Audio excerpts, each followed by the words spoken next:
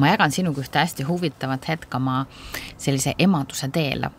Laps oli kuskil 3-4 ja ma ütlesin oma mehega lapsele kogu aeg, et korista oma tuba ära.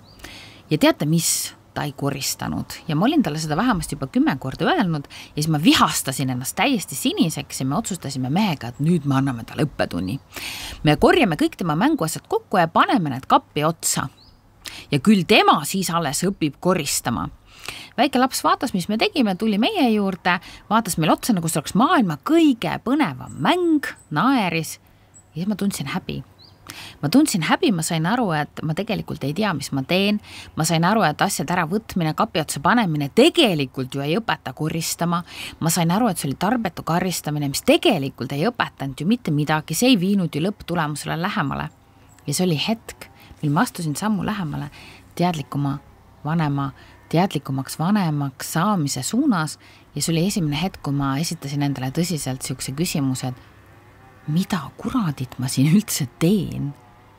Miks ma karistan oma last? Mis on selle point? Mida karistamine mu lapsele tegelikult õpetab? Ja see oli esimene hetk, kui ma sain aru, et ma pean õppima, kuidas olla ema. See oli minu muutuste algus. Ja tänaseks olen ma loonud siis teadlikumema.ee mentorluse ja klubi, kus ma siis õpetan kõike seda, mida ma olen 19 aasta jooksul väga edukalt rakendanud.